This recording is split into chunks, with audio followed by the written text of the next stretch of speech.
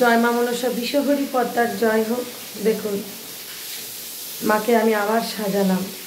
আজকে গিয়েই আমি চাকদার স্টেশনে একদম গা ঘেঁষে একটি কসমেটিকের দোকান আছে, খুব সুন্দর সুন্দর ঠাকুরের জিনিস পাওয়া যায়। আপনারা যদি যেতে চান ওখানে যেতে পারেন। আমি সমস্ত কিছুই ওনার দোকান থেকে নিয়ে এসেছি। আজকে এই চূড়াটা নিয়ে আসলাম, মায়ের মুকুটটা নিয়ে আসলাম, কেমন হয়েছে একটু বলবেন।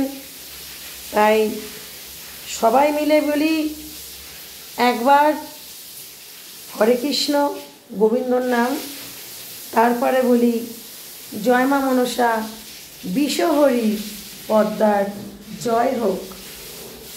আমার এত ভালো লাগছে, এত ভালো লাগছে, বহুদিনের শখ, বহুদিনের শখ। দেখুন তো মায়ের মুখটা হাসিতে ভরে গেছে।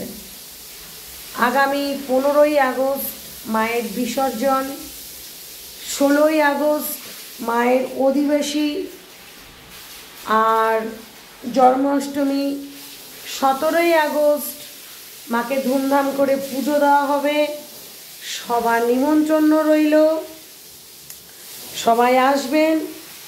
আর আমি সামনের মঙ্গলবার বসবো, আজ তো শনিবার গেল, সামনের মঙ্গলবার বসবো, তারপরের শনিবার বসবো, তার পরের মঙ্গলবার বসবো, অর্থাৎ 12ই আগস্ট। তারপর আর বসতে পারবো না। যার যত রকমের কাজ আছে এসে করে নিয়ে যাবেন। আর যেহেতু এত বড় একটা পুজো হচ্ছে, অন্ততপক্ষে 7-8 দিন মন্দিরে আমি বসবো না, আমার শরীরে বিশ্রামের প্রয়োজন আছে।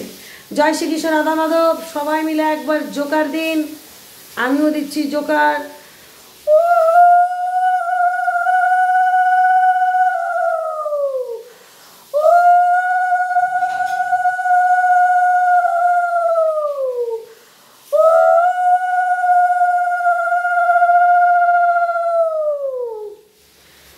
যাক, এই বলে ভিডিও শেষ করলাম।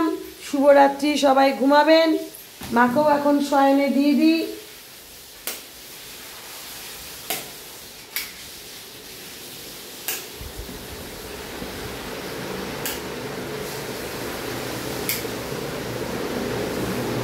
দেখুন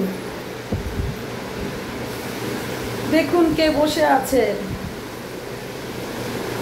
মা বিশ্বহরি পদ্মা বসে আছে। দেখুন, কেউ বলবে যে ওকে আমি মাটি দিয়ে গড়া, কেউ বলবে মাটি দিয়ে গড়া। আপনারাই দেখুন, কমেন্টে সবাই লিখবেন জয় মা মনসা বিশ্বহরি পদ্মার জয় হোক, আর শেয়ার করে দেবেন। নিজে হাতে ওকে আমি সাজাই, নিজে হাতে শেয়ার করে দেবেন। বেশিক্ষণ থাকবো না, শরীরে ভর চলে আসছে। ওর এই অপূর্ব রূপ দেখে শরীরে ভর চলে আসছে, নিতে পারবো না, তাই বেরিয়ে যাচ্ছি। জয় শ্রীকৃষ্ণ রাধা মাধব। এই হচ্ছে আপনাদের মা।